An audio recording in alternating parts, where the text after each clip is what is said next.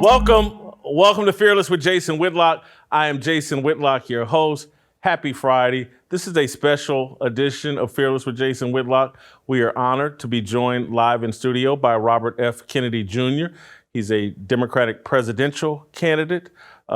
He's the most courageous man that I believe I've ever interviewed. And I said that when he joined John Stockton and Ken Maurer and other people, that we had a COVID special that many of you remember when we talked about all the vaccine injuries and all the injuries caused because of COVID. Robert Kennedy Jr. came in and was with us then, and I said it then and I say it now. And I've interviewed a lot of interesting people and a lot of people that think or we believe have displayed a lot of courage, either on an athletic field or even in the political realm. But when I say I believe this is the most courageous man I've ever interviewed, I really mean it. He's bold. He's taking on the Democrat establishment. Obviously, we know the price that his father and uncle paid, doing similar things that he's doing right now. And so, Robert Kennedy Jr., thank you so much for coming back and spending some time with us today. I do want to add one other thing to the audience, just because I'm a very transparent person. I provided, not at his request, but I told Mr. Kennedy and his staff, hey, here's what I want to talk to you about. And it's not, I wasn't trying to do him any kind of favor. He's so brilliant. I don't want to waste his time, and I want him to be prepared. And I don't have some fear. Anyway, I just like to be transparent with the audience. We've gone over what we're going to talk about. Mr. Kennedy has told me since sitting down, we can talk about anything. He's not afraid of anything. You know that. Anyway, so Mr. Kennedy, thank you so much for joining us. What brings you to Nashville? And Jason, thanks for having me back, and thanks for those very, very kind and undeserved words, but you're very kind. I'm here doing a couple of fundraisers. So I did one last night, and I think we're doing a meet and greet, like a rally today. And I spent the last week in South Carolina and Virginia, and I then go to New York and then Kansas. So I'm pretty much on the road for 2 months. So I want to start with President Trump, former President Trump, just because he was mugshotted, arrested yesterday, had to post bail in Atlanta. We've seen 19 of his peers, colleagues, people that work for him, mugshotted, having to post bail in Atlanta. What is your reaction to that? For me, I look at it and say, man, we've really become a banana republic. We're really persecuting our political opposition. But what's your take? Well, now you're gonna, all of your words about me at the outset are gonna seem vain, but I have not been commenting on the legal actions either against the Biden side or the Trump side, and the reason for that is I really don't feel like I have anything to add. It's a judicial process now, and it's an issue that polarizes people either way.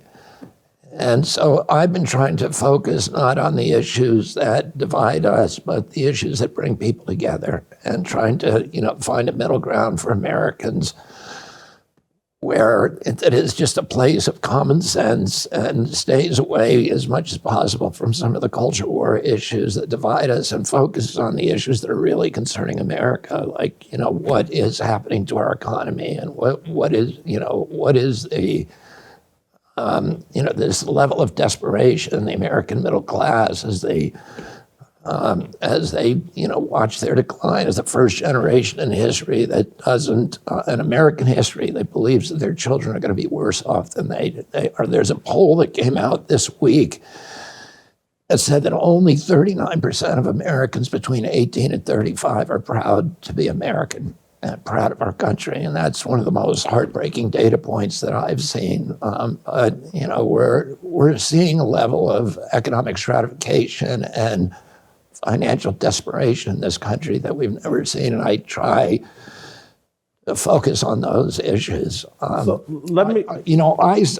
I've spoken elsewhere about the weaponization of some of the federal agencies, of the enforcement agencies, which I think we've seen, in many contexts, including deployed against me. Judge Doty's decision is a 155-page decision in Missouri versus Biden. I'm part of that case. I filed a case called Kennedy versus Biden, and that has now been consolidated with the case that was brought by the two attorney generals from Missouri and Louisiana. And that's an extraordinary federal judge decision where he ordered the White House to have no more further contact with any of the social media sites, and then he outlines what happened. And the reason I'm part of that is I was the first person who was censored by the Biden administration 37 hours after President Biden took the oath of office. White House officials were in contact with top-level White House officials with Twitter and Facebook, asking them to take down my accounts. And they were, none of the information that I was putting on those accounts was false. And they acknowledged that. They developed they said they were trying to ban misinformation and disinformation. In my case, they had to invent a new word, which is called malinformation. And that is information that is true, but nevertheless inconvenient to the White House. I want to ask, and I appreciate and respect that answer, but I want to reframe the question then, because you made a comment after days are running, Wednesday's presidential debate on the GOP side, that the candidates are out of sync with the public. And I think you referenced Oliver Anthony's song, Men North of Richmond. And the reason why I think Trump and what's going on with him is related to that, and related to you, as you just pointed out, is like the establishment seems like there's a large segment of the American population that they don't want to have a voice for. And Trump, whether we like it or not, speaks for a large segment of people. I think you speak for a large segment of people. And I'm looking at corporate media, and as you just walked us through, the Biden administration trying to silence you. And I see this just as an overall, whether you're a Democrat, whether you're a Republican, whether you're a liberal, whether you're a conservative, whether you're a believer or whether you're secularist, the establishment seems to not want some of us represented, our voices and our concerns represented on the political stage. And so I just see a connection between what's going on with you and the political, what I believe, persecution of Trump. Yeah, and I think that that's true. I mean, one of the things that Oliver Anthony, talks about elsewhere is that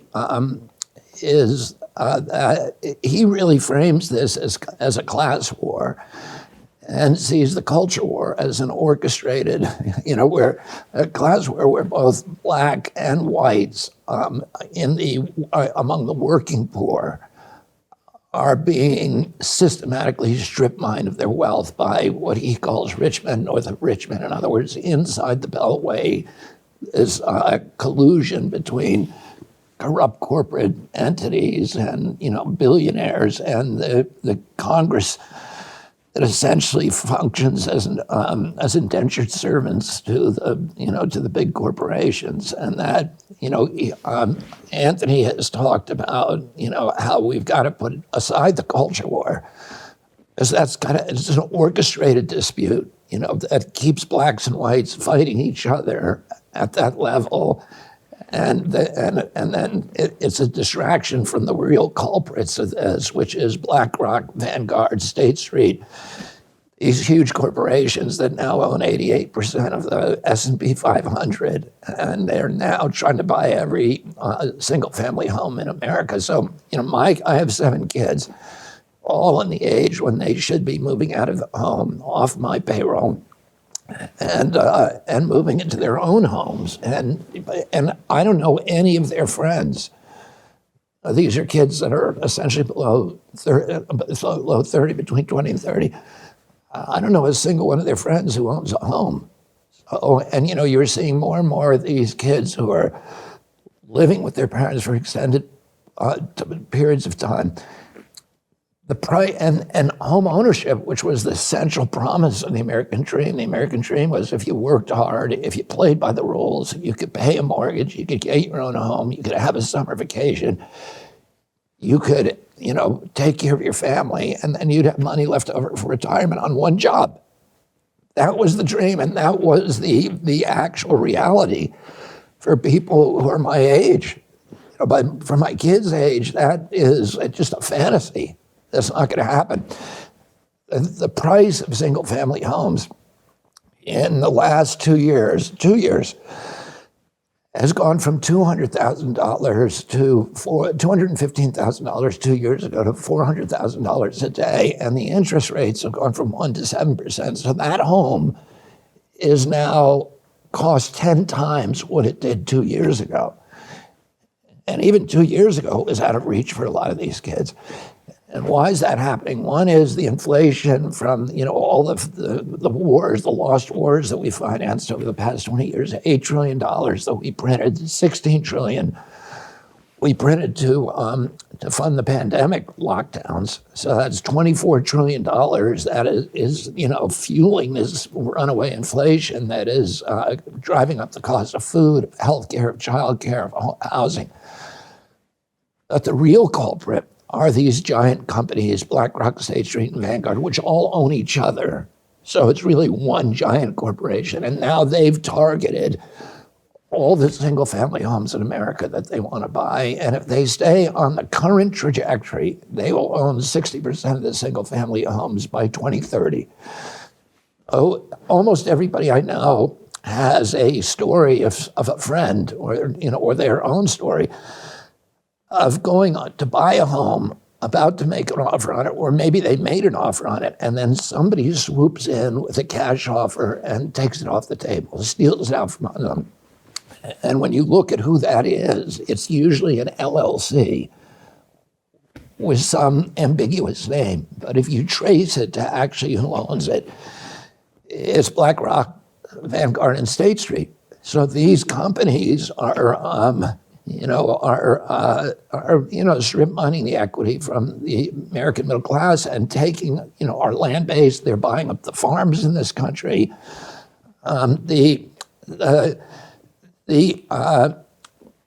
Today, the wages, the average wage for an American is $5,000 less than the cost of basic human needs of food, transportation, and housing. So that means that more than half the country has to make up that $5,000 deficit. And the way they're doing it is they're putting it on their credit cards. And so credit card debt has gone up. Now, this week, it hit $1 trillion. That's the highest by far in history. It went up $330 billion in the last 3 years alone. And those families are paying 22% on that debt. If the mafia did that, it would be called loan sharking. But for these banks and credit card companies, it's just business as usual. And who owns virtually all of those banks and credit card companies? BlackRock, State Street, and Vanguard. Oh, and we're now putting $113 billion into the Ukraine war. Biden is asking for another $24 billion this week. The entire budget of CDC is $12 billion. The entire budget of EPA is $12 billion. So that's all we got for the environment, $12 billion. But we have $150 billion that we're sending over to Ukraine. Well, Mitch McConnell, when he was asked, can we afford that? He said, well, it's not actually going to Ukraine. It's actually going to U.S. military contractors, Raytheon, General Dynamics, Boeing, and Lockheed. So it's just, he admitted it's just a money laundering scheme. And who owns every one of those companies? BlackRock, State Street, and Vanguard. And what we learned in the last couple of weeks, that one of the ways, when we're loaning this money to Ukraine, it's a loan. and they got to pay it back. So part of their deal was that we clamped down these austerity programs on them that are, just paid for by the poor. One part of that is a land market. So we're forcing Ukrainian farmers to sell all of their farmland. They have the best farmland. They're the breadbasket of Europe. And 28% of that farmland, since the war started, has now been purchased by giant corporations. And who are those corporations? BlackRock, Vanguard, and State Street. So the whole thing is rigged to strip mine wealth from the American public. And these Republicans who were debating this week, they're like 40 years behind. They're they have all these platitudes from the Reagan administration. We're going to be tough on crime, tough on China, tough on Russia, tough on women who want bodily autonomy, tough on the environment. We're going to plow down Appalachia to get at the coal. And it's all kind of these shibboleths and platitudes, and nobody can do anything about those things, in a lot of ways. But none of them talked about what's happening to Americans who just can't pay their bills anymore. So, and the problem of corporate corruption that has stolen, our democracy. I'm going to move on, but I gotta I want you to understand. Take me. My dad didn't graduate high school. My mother was a factory worker. They loved the Kennedys and that whole era. And I graduated college. I only went to college because I was a football player. And so I graduated from Ball State University with a 2.3. My whole mindset and worldview is working class. And I've made, for most Americans, a lot of money and have attained some level of the American dream and success. The only reason I can follow and understand and support everything you just said is because of Donald Trump. He opened my eyes to the level of corruption, made me do the research so that I could even follow what you just said and fully understand it. And that's why I have a sense of loyalty. And I think a lot of people have a sense of loyalty. And he's the reason why I have so much respect for you. And understand, and I said, because Trump's taking a risk and he's being somewhat courageous for different reasons. But I understand how much more courageous you are, given your family's history and what you're taking on. And so that's why it's hard for me not to begin a conversation talking about Trump, because when I start thinking about, because you argued that we're being divided, blacks, whites, and it's all just a game. And I see him as central to opening people's minds up so that we can get past some of these superficial differences and completely understand exactly what you're talking about and do something about it. Let me ask you something about that. What can you tell me what it was that, and I've seen, Dave Chappelle's, his routine on Donald Trump was brilliant. And I think, but can you tell me specifically, was it that? His inauguration speech. He talked about manufacturing jobs and them all being overseas. And I remember when I watched it, I didn't watch it the day of the inauguration. I ended up watching it sometime afterwards. And I sent it to my mother. I go, Mama, he's talking about us. My mother was a factory worker for AT&T. My dad started out as a factory worker and then opened a bar that catered to factory workers. And I've seen the destruction of all the manufacturing jobs leaving these urban areas. It left my east side of Indianapolis, which was very nice. Now it's one of the most notorious, infamous places in Indianapolis, very dangerous, the far east side of Indianapolis. My high school's still there. I'm still very connected. But because Western Electric and some of these other factories have left that area, it's a shit show.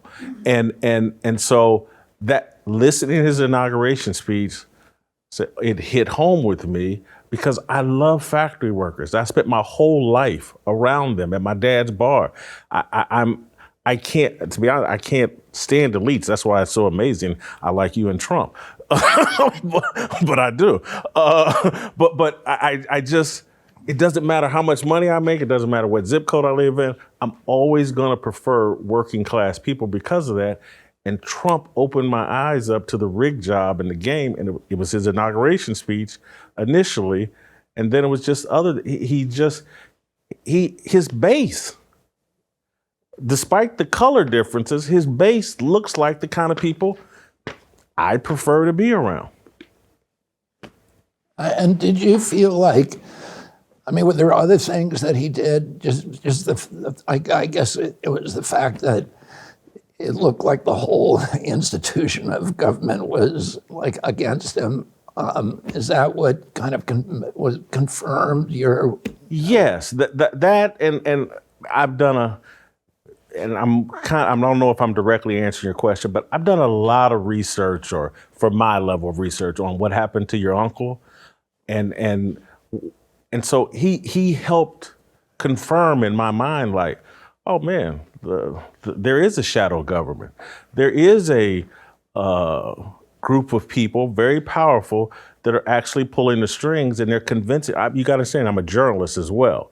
And so I started examining, like, look at all the lies that got told around JFK's assassination. Look at Dan Rather went on TV. I saw the video with my own eyes, talking about JFK's head went forward, then backwards.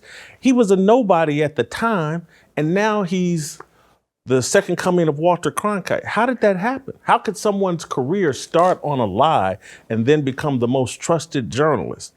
Me being a journalist, and then me seeing how hostile the journalism industry became against me, because I actually prefer truth. And so when the fake false news, what's he called, fake news, that rang home with me, and because I understand it.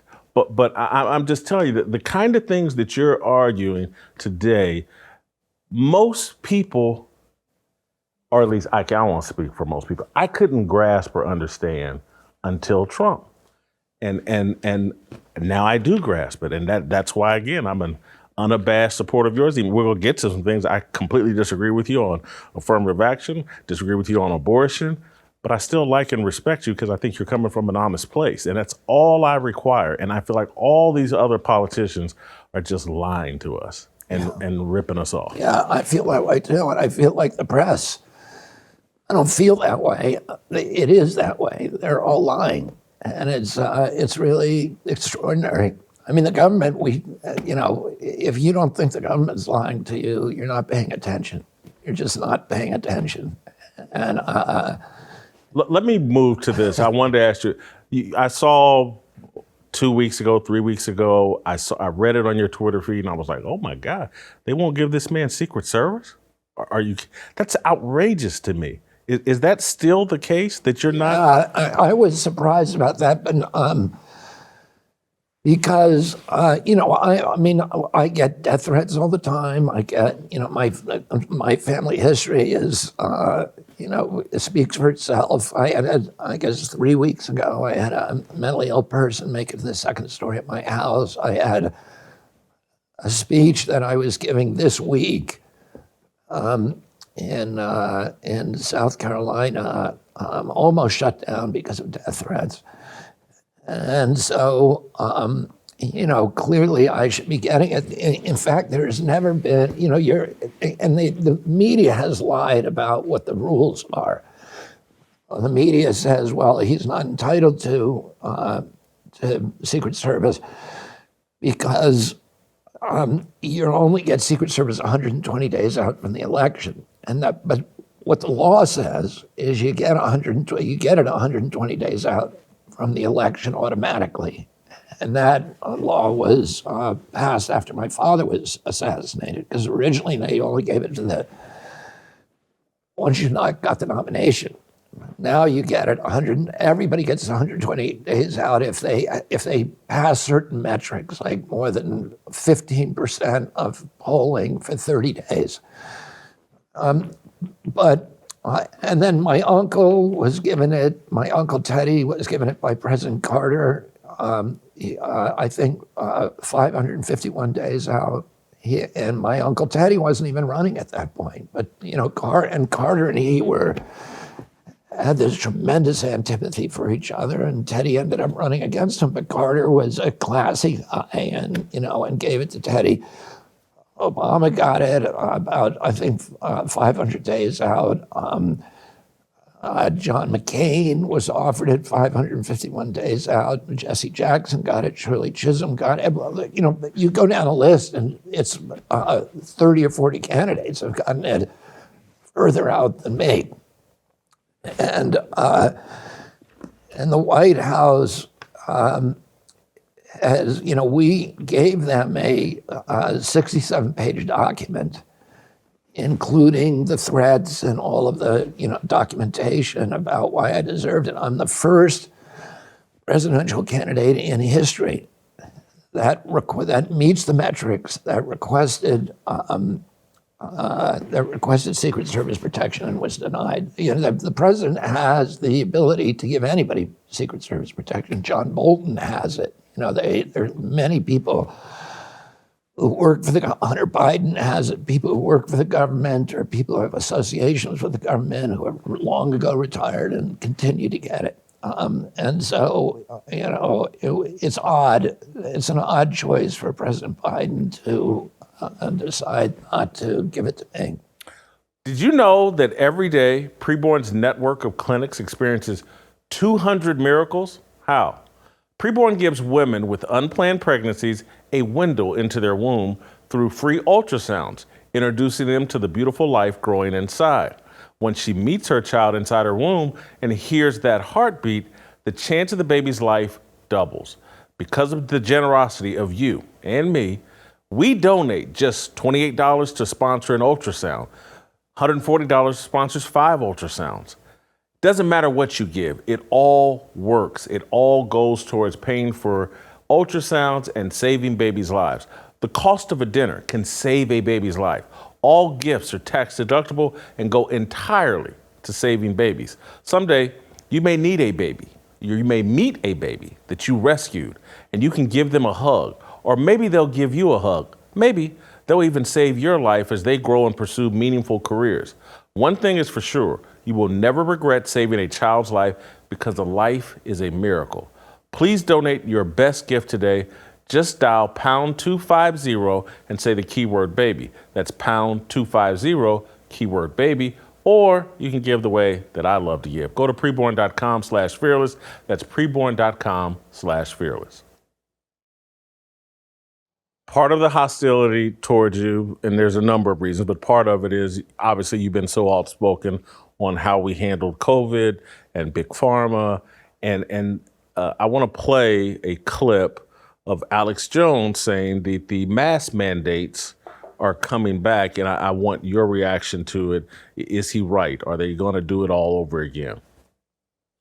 Ladies and gentlemen, I got a call yesterday. An individual was in town, and they wanted to meet with me that I know well, and they are a high-level manager in the TSA. They said, you got to warn people. Tuesday, we got called in, the managers, and told that by the middle of September, that the new policy is being written, that this is done. They were told this is happening. This is not hypothetical. You will all have to wear masks again, and so will airport employees.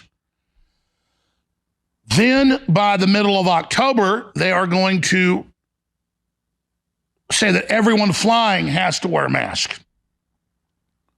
And in the meetings, people began to ask them, well, I mean, why is this happening? They said, well, because of the new variant in Canada and because of the WHO, they may, declare this. But regardless, we've been told this is going to happen. How should we react if that does happen, if there is some new variant? What should we have learned from the last time? What should we do different? Well, I mean, people should do their own research, and but the research out there, and CHD has posted all of these studies on its website, this Children's Health Defense, which it's one of the first things that I did when they had mask mandates the last time around. As I said, let's see what the actual science says about masks. And what the actual science says that they don't work to prevent the spread of respiratory viruses. And there's, study after study. In fact, the CDC has admitted that they're not scientific based.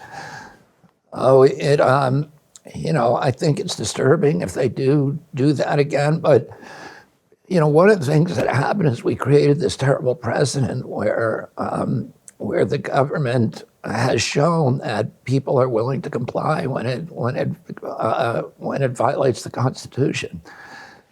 And we did this with free expression. We did, they closed the churches for a year with no due process, no just compensation, no scientific citations ever. They never showed us a scientific citation that said this works. And they've all admitted that now, everybody's admitted in the government that these were not science-based. They shut down, for Black Americans, it was, it really shouldered the disproportionate burden of the injury from these mandates. They closed 3.3 million businesses with no due process, no just compensation, no public hearings, no notice and comment rulemaking. All of the instrumentalities of democracy were utterly ignored, and you had just one unelected bureaucrat who's been there for 50 years, never won an election, who says that 1 week masks don't work, honestly, said it privately and publicly, and then a month later, everybody put them on, and then a week after that, put 2 on. The arbitrary, the capriciousness of those mandates was obvious to anybody who had any kind of skepticism or capacity for critical thought. And, 41% of Black-owned businesses at close will never reopen. You talked about Milwaukee. I was in the Lee Harvard neighborhood of Cleveland a couple of weeks ago, and all of these businesses that were flourishing businesses are all boarded up, and some of them had 4 generations of equity, of sweat equity, of investment from African American families, and they're gone. I sat down for an hour with a woman who owned one of the last functioning businesses, Black-owned businesses in the neighborhood, which was an 80-year-old sausage company, and she's about to close. This is 3 weeks ago. Because the inflation and the higher interest rates, and now that all come from printing $16 trillion, have now made it impossible for Black-owned businesses to get loans because the local community banks, which are the only ones that serve those communities, their treasury bills have dropped in value, and they now are hoarding their liquidity. And there's no, you see that these Black communities are now starved for liquidity. There's no money available to businesses, even when they're flourishing businesses. And it's just systematically taking wealth, robbing wealth out of these communities. Well, the biggest, since the pandemic, the biggest cause of death in Black teens is suicide. The children during the pandemic, according to the Brown University study that anybody can look up, toddlers lost 22 IQ points. A third of kids who went through the lockdowns in elementary school are going to require remedial education for the rest of their careers. They will never reach income levels that they would have reached, because that's dictated by how you do in high school. It's very, very, it's a strong statistical correlate. They went into, where I live in Brentwood in LA, and I go surfing up at Point Deux in Malibu, and the police came onto the beach and we're giving $1,000 tickets to surfers who are out in the ocean, sending them home when this is a disease that doesn't spread outdoors. And where, sunlight protects you because it creates vitamin D, and they're sending them indoors where they're going to get it. On Black neighborhoods, they were going in Compton and Watts and Lee Harvard and Harlem, They're going into, black neighborhoods and padlocking the basketball courts. And where they couldn't padlock them, they were removing the rims from the basketball hoops to keep people from doing something that was actually keeping them healthy. The only indicia, and for black kids, now they're at home. And as you know, there's a real problem in urban black neighborhoods in the summertime because black kids are not getting nutrition. They're eating potato chips and they're scrounging and, not having any kind of regular meals. The only decent food they get is when the schools open. And now you shut down the schools. And the only indicia of social deterioration that actually improved during the pandemic was child abuse. The number of reported abused children went down. But that wasn't real. It was the artifact of reporting requirements or reporting systems, because most child abuse is reported by the schools. And we closed the schools and we locked those kids at home with their abusers. 55% of American teens, black and white, reported suffering abuse during the pandemic, and 13% physical abuse. That number is 5 times what it was before the pandemic. And then you look at what we did internationally. There were 10,000 African children dying a week from starvation because of the lockdowns, and I think 270,000 brown-skinned kids in South Asia who died from starvation. And then another 50,000 died from malaria because they couldn't get malaria treatment like quinine. And, ivermectin and hydroxychloroquine, which are, so they couldn't get that during the pandemic. And it was just, the mayhem to black kids all over the world. One of the interesting things, Jason, is that we were told at the beginning of the pandemic that, the people who are going to really get destroyed by COVID were going to be people in places like Haiti and Africa, because they wouldn't be able to get vaccines. So, but what really happened? Black Americans were dying at the rate of over 3,000 COVID deaths per million population. They're the highest COVID death rate, blacks in this country. In Haiti, they were dying at a rate of 14 per million population. They only had 1.3% vaccination rate. And they were dying at a rate 1/200th of American kids. Nigeria, 15 per million population, 1/200th of American blacks. Why is that? Well, part of the reason is that they're younger. Those are younger populations, and COVID targeted the elderly. But that doesn't explain it all. And for example, Japan, which has the oldest population in the world, had 1/10 the death rate that we did. So why were American blacks dying at these extraordinary rates? Why did we have the highest death rate from COVID on Earth? We have 4.2% of the world's population. We had 16% of the world's COVID deaths. Why did that happen? Nobody answered that question. Anthony Fauci has $4.2 billion budget. He's got 56,000 scientists at universities all over the world doing research on any question that he wants answered. Why wouldn't you ask that question? Tell us why blacks in Haiti were dying at 1/200th the rate of blacks in America, and we predicted that blacks in Haiti would die at 10 times the rate of blacks in America. Why didn't it work out that way? What did we do wrong in this country that was slaughtering black Americans? And, I can think of a lot of reasons why that happened. One of the reasons is just disproportionate access to decent health care. That you take poor people, you put them in a hospital and don't allow their family to visit, so nobody's watching what's happening, and you're then paying the hospitals per COVID death. And, incentivizing hospitals. I also think, though, you can break someone's will to live. And we do that on a daily basis Yes. to black people in America. Hey, you can't make it here. This country is totally unfair to you. You might as well kill yourself because your life's going to be miserable and your kids' life's going to be miserable. Broken will is one, and then two. I don't want.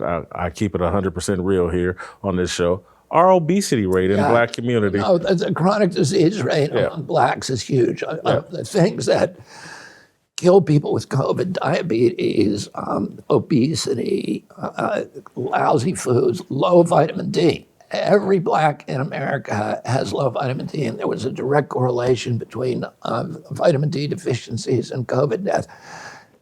Asthma, I think now 1 out of every 8 black kids has asthma in urban areas. And these were the comorbidities that were killing people in COVID. So the chronic disease, we have the highest chronic disease rate in the world, and blacks have the highest chronic disease rates among Americans. That's something that, that's something the government should be worried about. That's a crisis. The people who died from COVID, according to CDC, the average American who died from COVID had 3.8 chronic diseases. Oh, it wasn't COVID that was killing Americans. COVID put them over the edge of the cliff, but they were already standing at the edge of the cliff because of chronic disease. And why aren't we addressing that issue? Why weren't we telling people you need to take vitamin D, you need to stop drinking big gulps, and exercise, go out and walk, go outside, eat less, all kinds of just common sense things. You must and we must start taking care of our liver right now. Why? Because the latest data from the American Heart Association indicates that adults with fatty liver were 3.5 times more likely to have heart failure than those without. The American Liver Foundation says that 100 million Americans have fatty liver, which means many people are at risk. We throw everything at our livers: cholesterol, alcohol, toxins, Tylenol, cigarettes. That's why so many of us have a sluggish fatty liver that makes us gain weight and lose energy. For decades now, your liver helped you with over 500 key functions every day. It's time you help your liver. There is a solution, Liver Health Formula. It's an all-natural supplement which contains 12 clinically proven botanicals that help recharge and protect your liver. Manufactured right here in the US of A and approved by the American doctors. So, if you're looking to ignite your fat-burning metabolism, boost your energy, and transform how you look and feel, try Liver Health Formula and receive a free bottle of blood sugar formula to reduce sugar cravings when you order today. Try Liver Health Formula by going to getliverhelp.com/Jason and claim your free bonus gift. That's getliverhelp.com/Jason. I want to move to climate change, because Vivek Ramaswamy said something interesting, I think on the debate stage, but also maybe other places, where he basically said he thinks climate change is a hoax. You, on the other hand, at one point has been quoted saying that climate change deniers should be jailed. What do you think of Vivek's? Well, that's not what I was saying. And that tape has been floated around. But if you actually look at the whole tape, they were asking me about the Koch brothers. And, the Koch brothers had, Koch Energy was the biggest environmental lawbreaker in the country. It was, it has these pet coke piles in Detroit and Chicago that were blowing pet coke down on black communities and, causing illness, death, cancer, et cetera. And then they have been cited again and again and again for killing people with environmental violations that were criminal. And so my feeling is that, people who, if you kill somebody with a bullet, you're going to go to jail. If you kill somebody with dioxin, you ought to go to jail too. Environmental crime is real crime, and it has real victims. But I believe the climate is not only real, the connection, the anthropogenic addition of methane, carbon, and other molecules mainly from carbon fuel are causing climate change. I've been to the Arctic. I've watched I've seen what's happening with the Arctic melting. I've been to the Antarctic. What do you say to those of us like we read old newspapers? I'm sorry, go ahead. Let me just say, I don't ever insist other people share my beliefs. And I also understand the skepticism that people like Vivek Ramsey and others have about federal science because they see the way that crises, including the climate crisis, are being used by large corporations, by Davos, by the World Economic Forum, as an excuse to shift wealth upward, to increase the power of billionaires and large corporations, to diminish democracy and to steal our rights. And every crisis used, COVID was used for that, and climate issues for that. What I've said for 40 years is, number one, the solution to climate is free market capitalism. And to really all environmental crises. And the reason I say that is that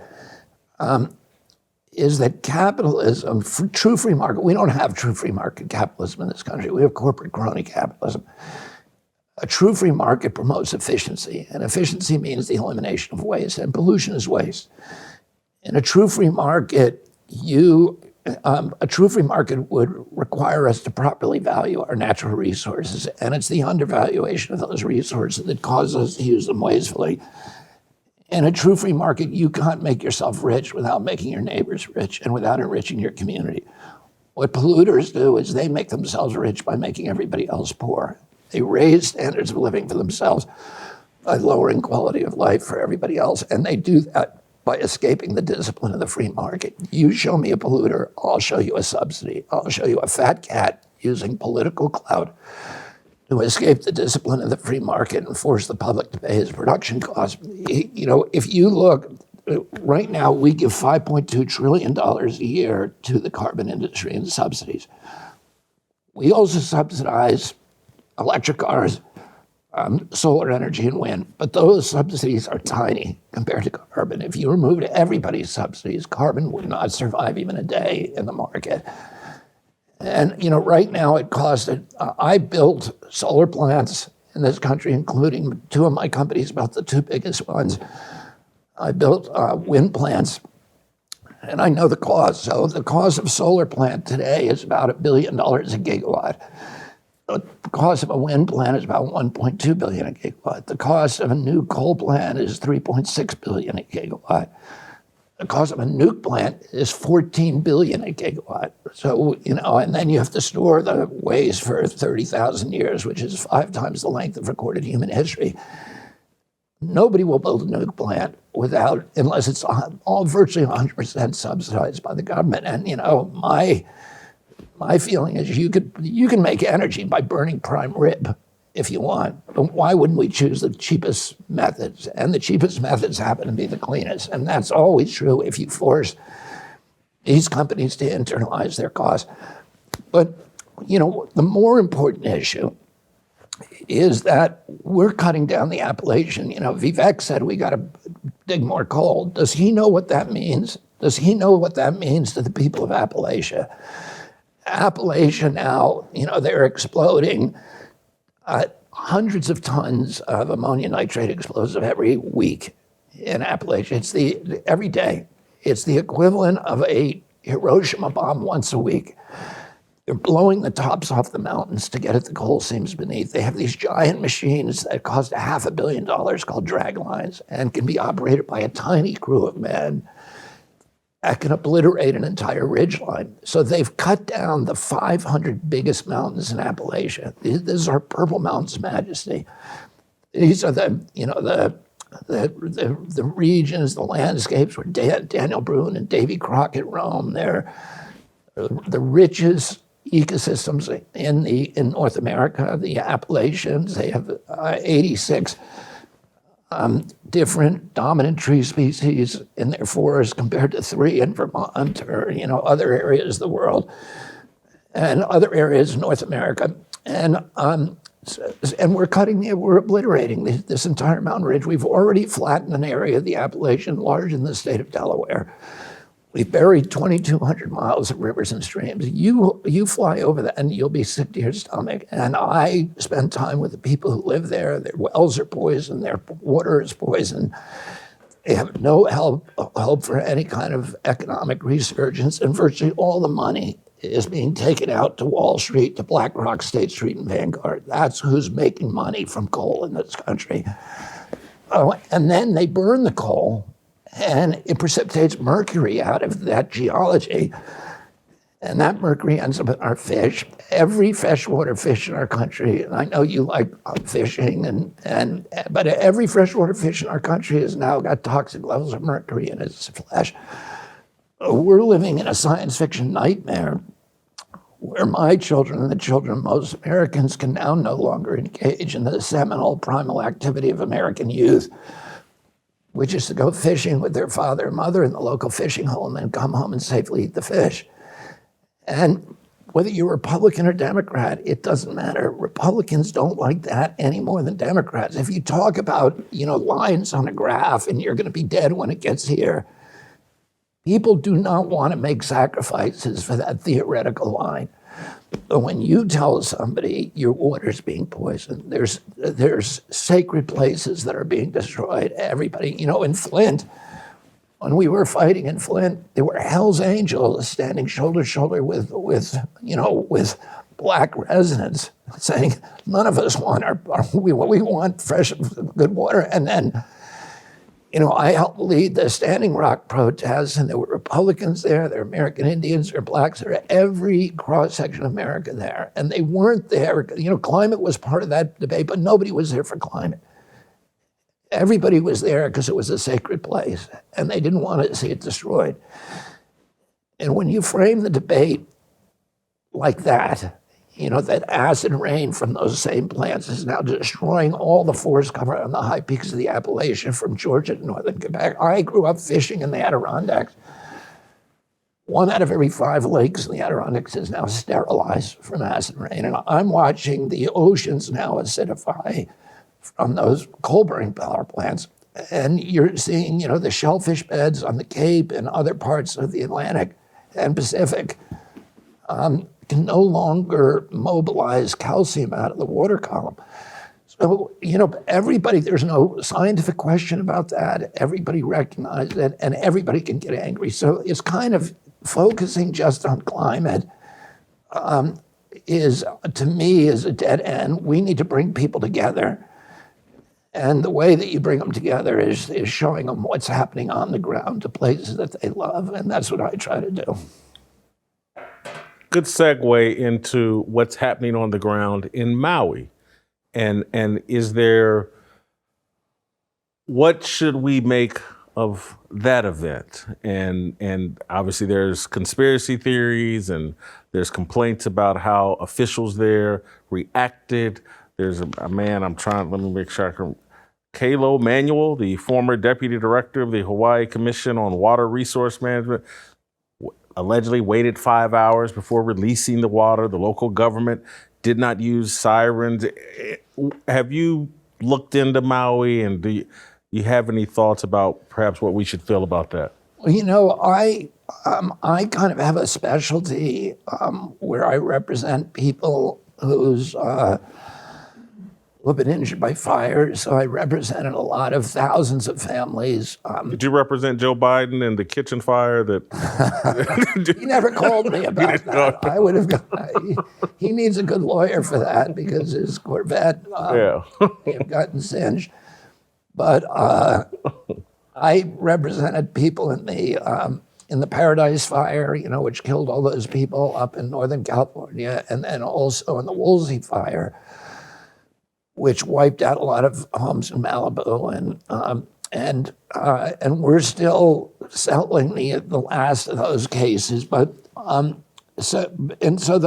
when you start researching the cases and actually deposing people and looking at documents, you've learned things all about these negligence, and it's hard to tell from right now whether any of that was purposeful. And I know there's a lot of conspiracy theories, but I would have no way. I have no light to shine on that. What I think, what we do know is that the big agricultural interests, which mainly sugarcane and pineapple, Dole and a couple of other big companies, shut down a lot of their agriculture, these big monocultures, and when they shut them down, they were replaced by non-indigenous grasses, which burn very easily, and I think that contributed to the flames. I'm not sure if there's any way ever to hold them accountable.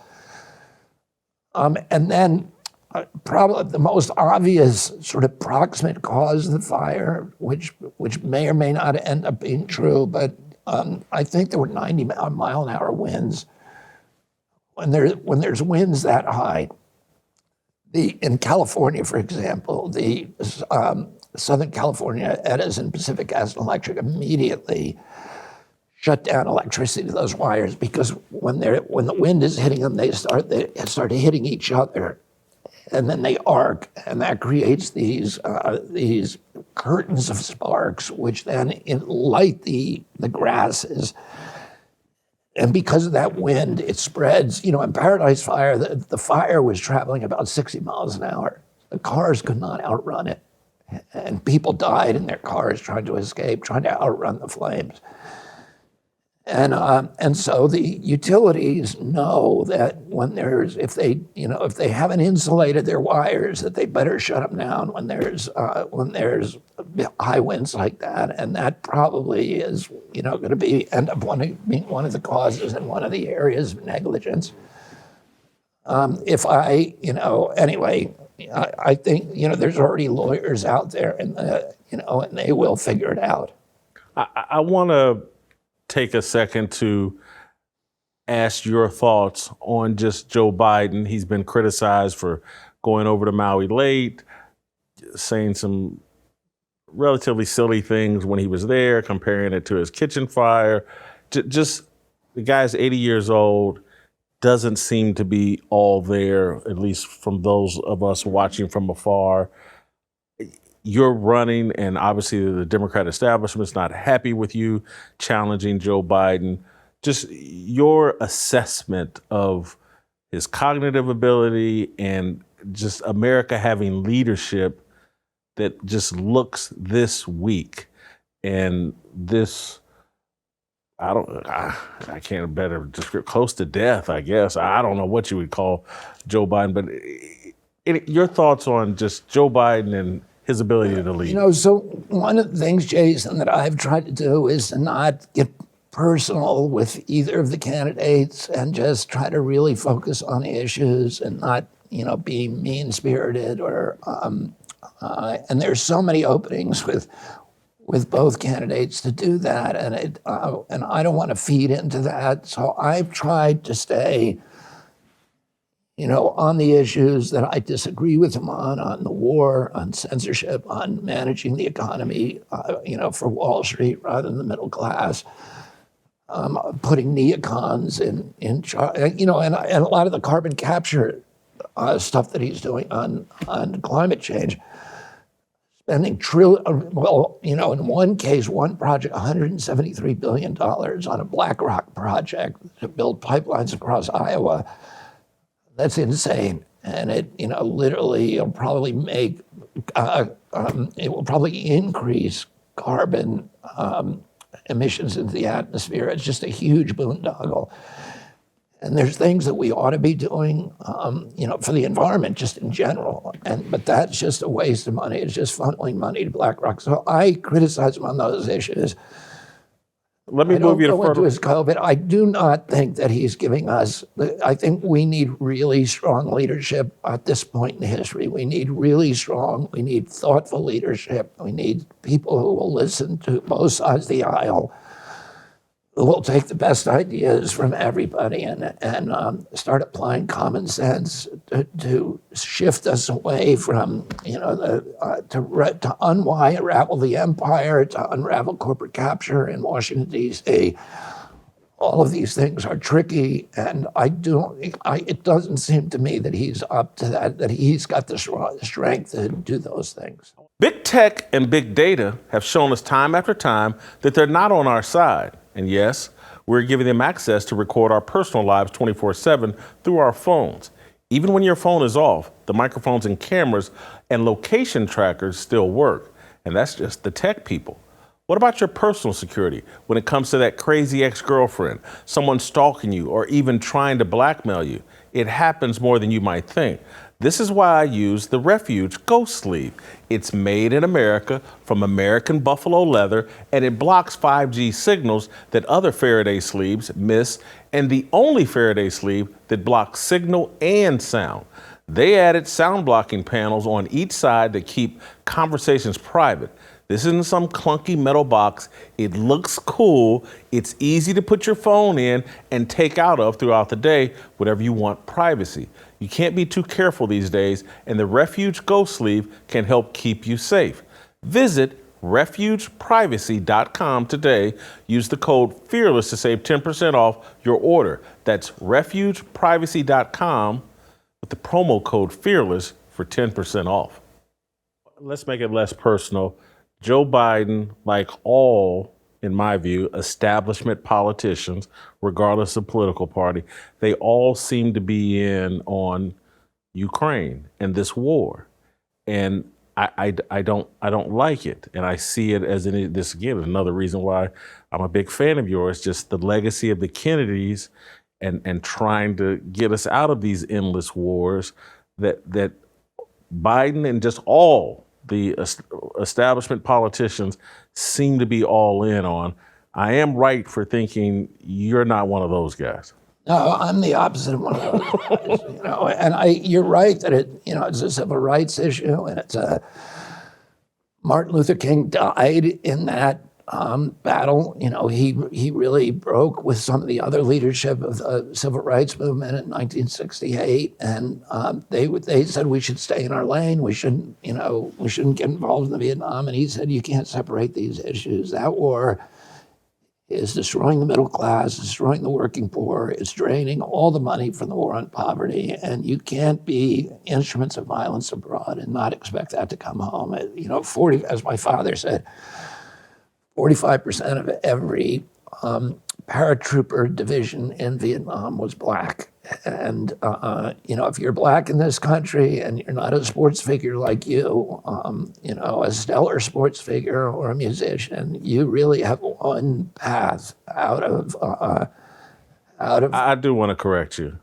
I'm mostly here on my good looks. I was just an average athlete. I forgot to. I mean, there is a beauty. There's a beauty privilege. I apologize. Thank you. But there are other paths out, but the one reliable path is the military. And there's a lot of black kids who say, "Okay, I'm going to get insurance, health insurance. I'm going to get housing. I'm going to get a salary. I'm going to get some opportunities elsewhere in the world."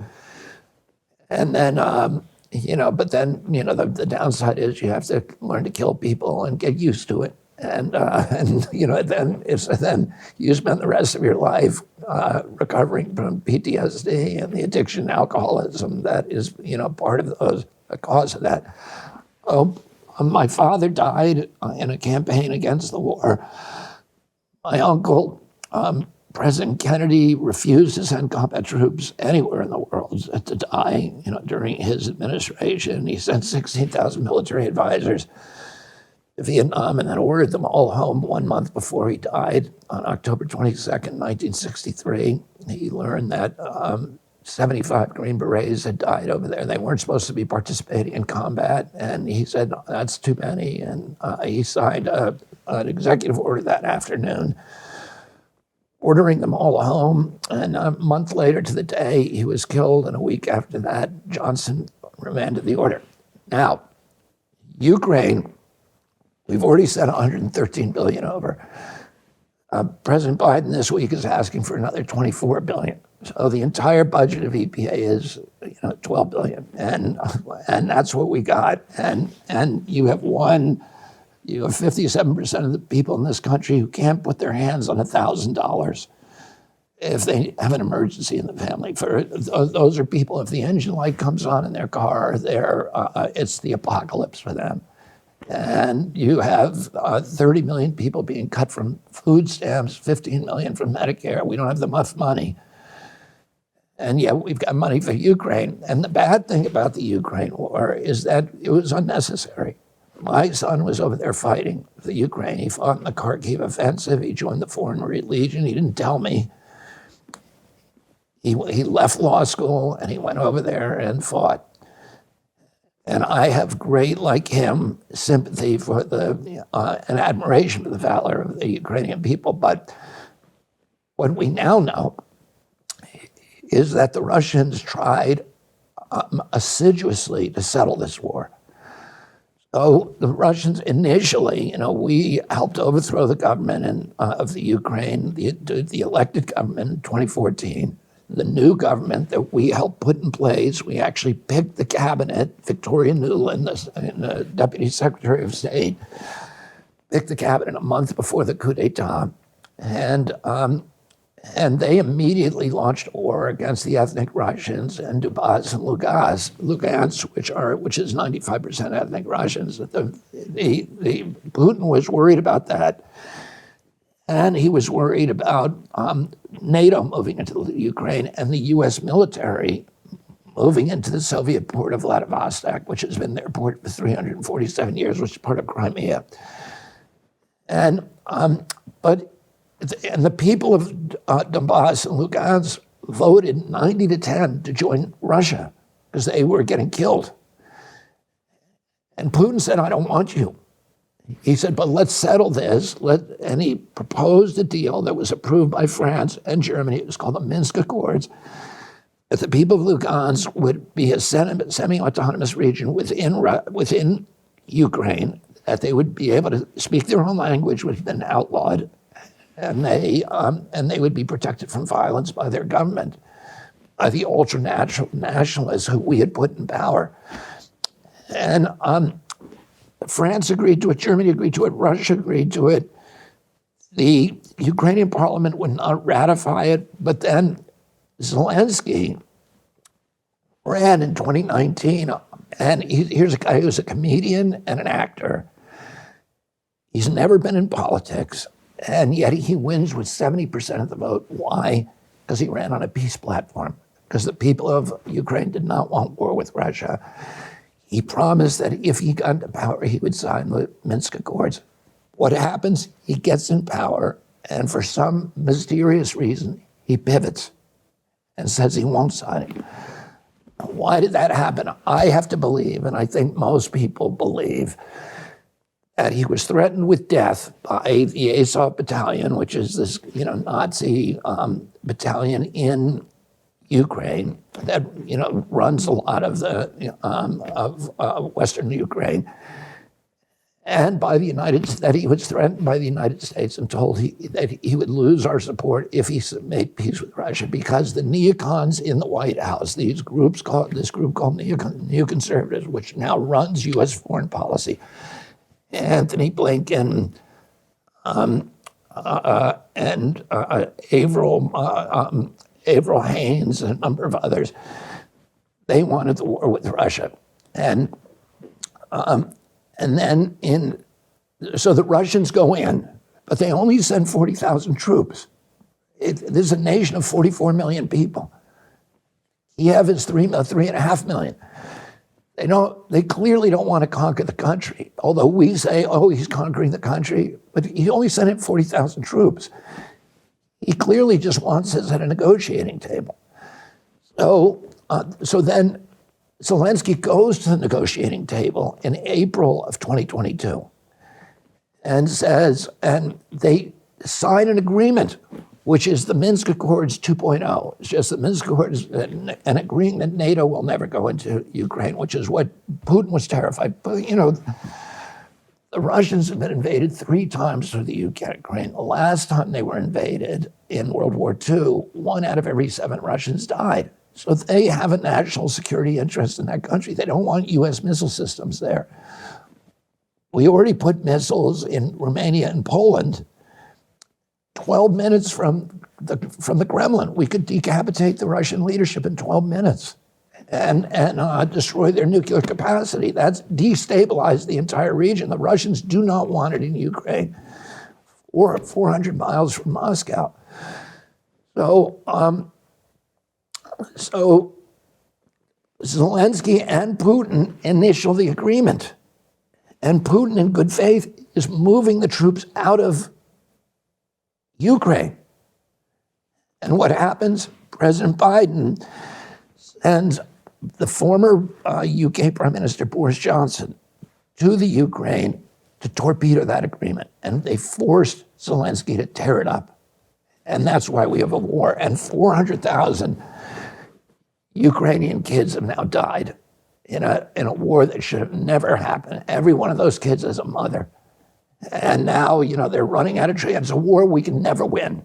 The Russians, it would be like Mexico beating us in a war that we wouldn't let it happen.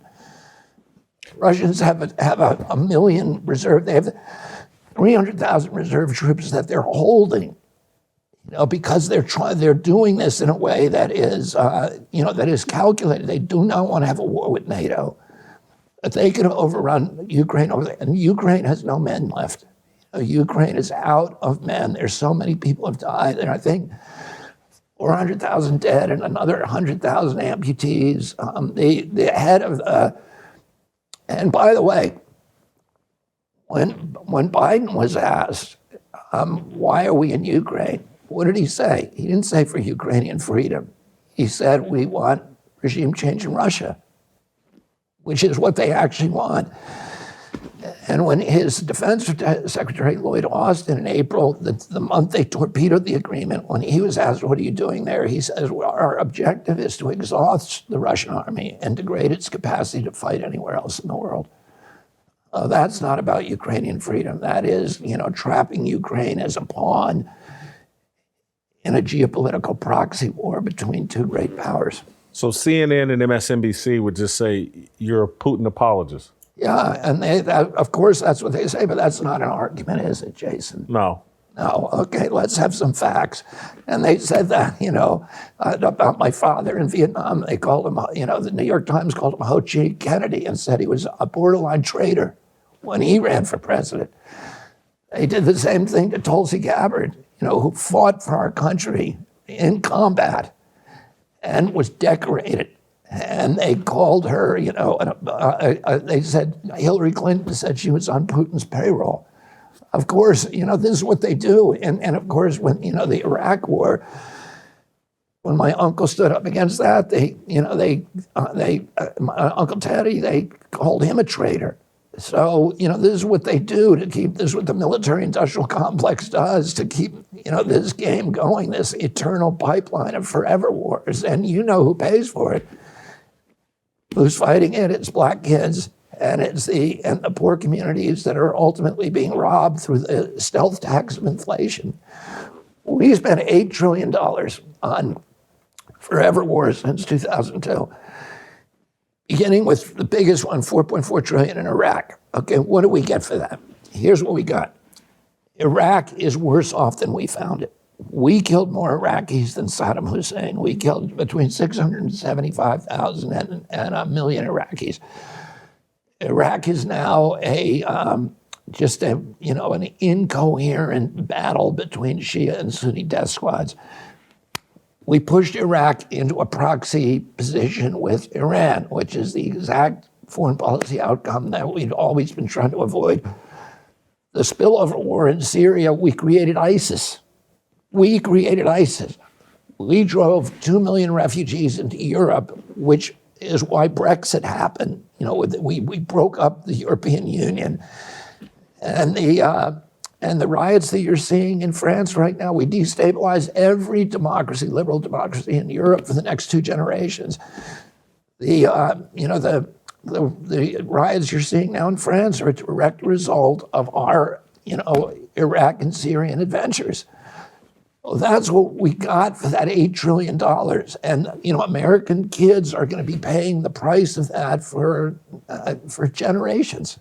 Oh, it's not a good economic plan. I hate to move to this couple other topics I want to get to before I let you go, because right now I want to run to my bank account and just donate to your campaign. Love it. Love it. But where we do disagree is you made the point about, who pays the price for it, black kids. I somewhat disagree with that, or tend to disagree with that. I think working class kids I should have said that. are in our military. Point taken, my bad. And it's the truth. And many of them are there out of their sincere patriotism for this country, and they're confused right now because all their leadership is basically preaching that we should all hate our country. But this leads me to, I want you to help me understand. I would say I have, one of my strongest constituency is veterans, because the veterans know what's happening, and they, and they know. They see what happened, and they went in there for idealism, and a lot of them feel tricked. Yes, and I want you, this is an area where we really disagree, but you're a traditional Democrat in some respects.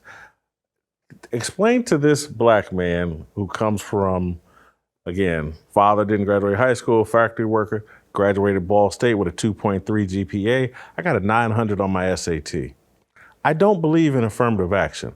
I believe in throwing people into the ocean and making them learn to swim. That's what happened to me.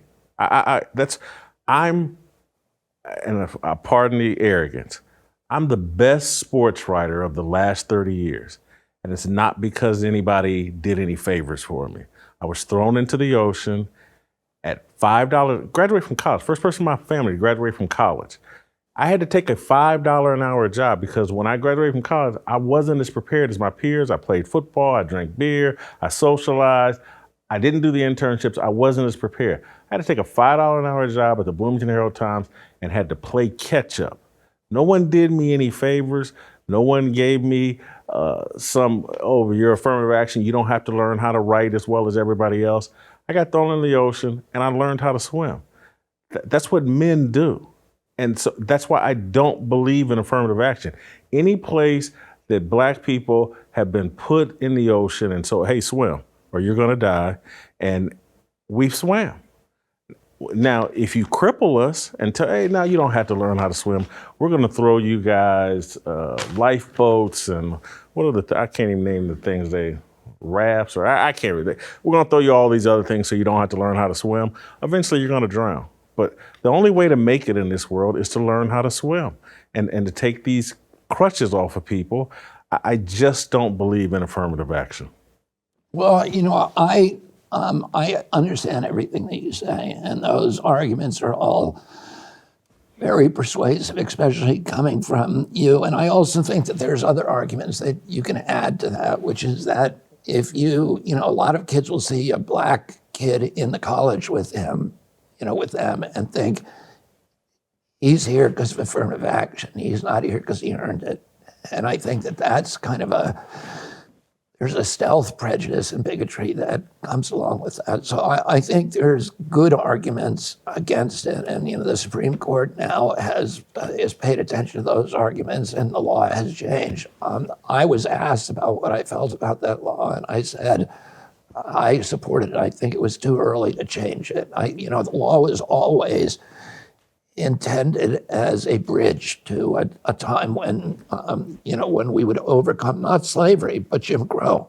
I grew up, in Virginia when it was illegal for a black man to marry a white woman. I had there was an African American handyman who worked for my family for my whole early life, named Bill Shamwell, and he was 6'5", served in the Seabees during World War II, and I loved to hunt from when I was a little boy, so he would take me hunting all over the state to catch hawks and to do trapping.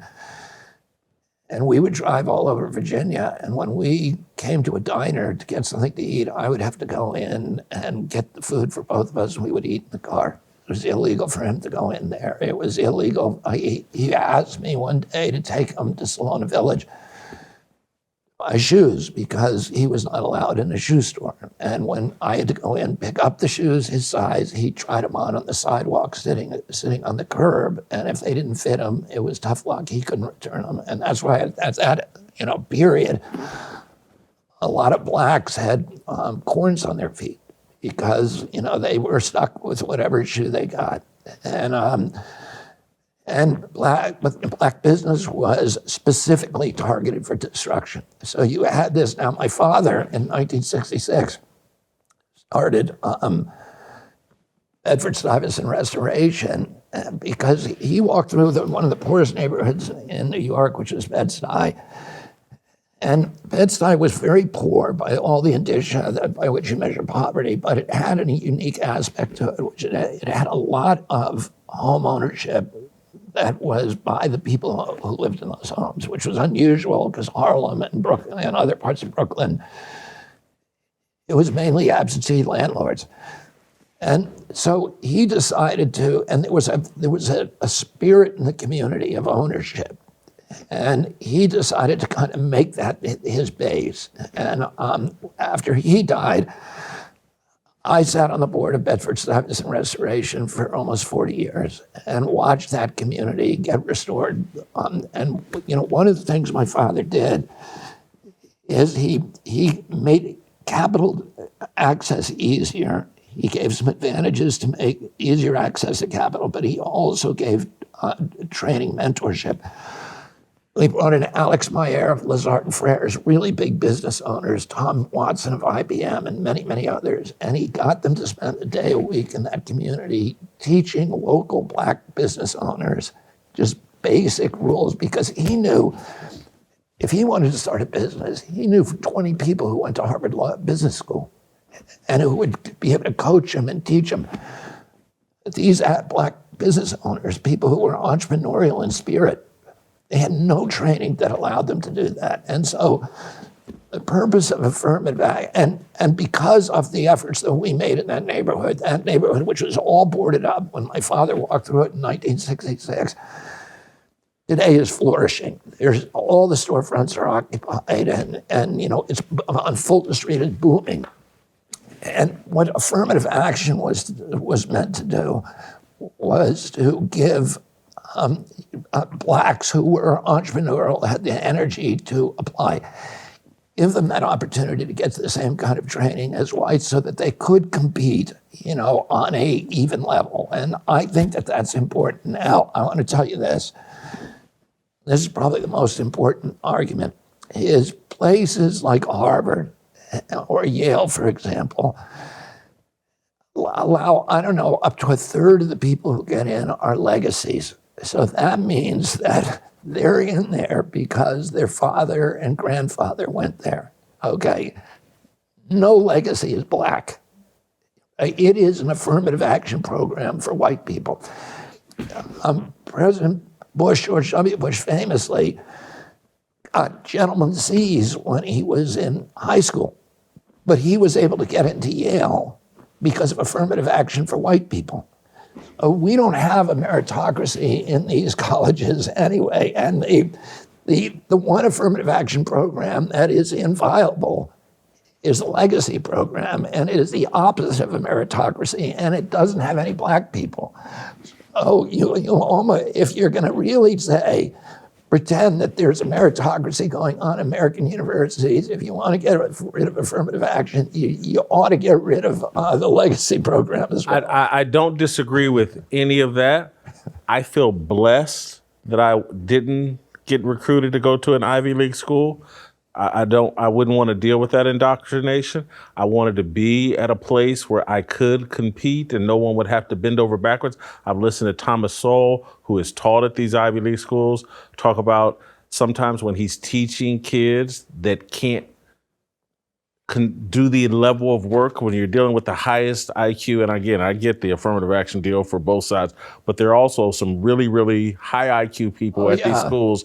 And if they can't keep up with the work. I felt intimidated. I had the best education possible. And, when I went to Harvard, I felt you're sitting there thinking, I'm the stupidest person in this class, and that's how you feel. Like everybody feels like that.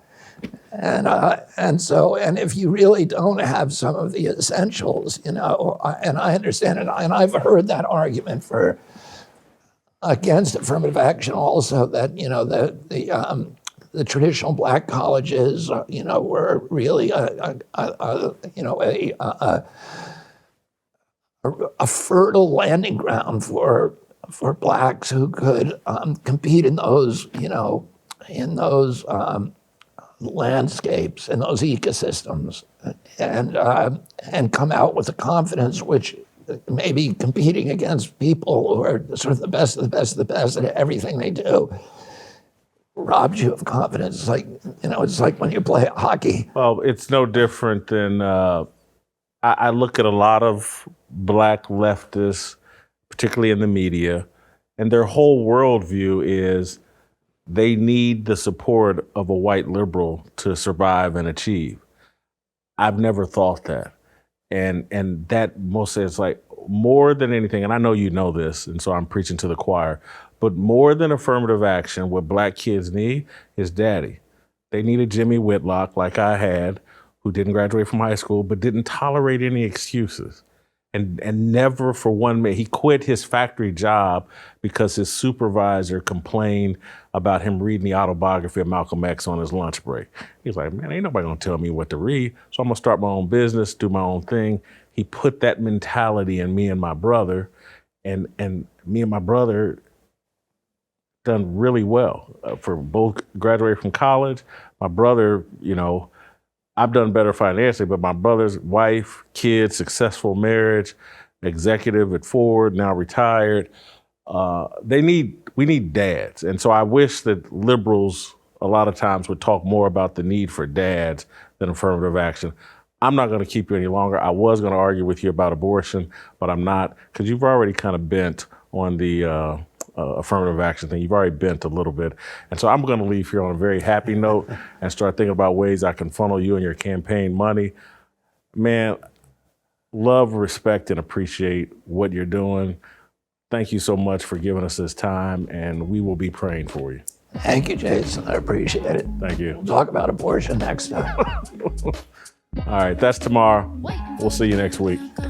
Breakdown, standing in line for freedom. Looking for a breakout, feeling like a standoff. Nothing in life like freedom. Came in like a fighter, striking like a ladder, making all this moves for freedom. I want freedom. No negotiation, my sister, no relation. We all just wanna have freedom. Sitting on a corner, never been alone. I'm breaking my back for freedom. Blessed, we are living, get back. We are receiving, no deceiving. We all wanna be free. We want freedom. I wanna be. I wanna be. I wanna be. I just want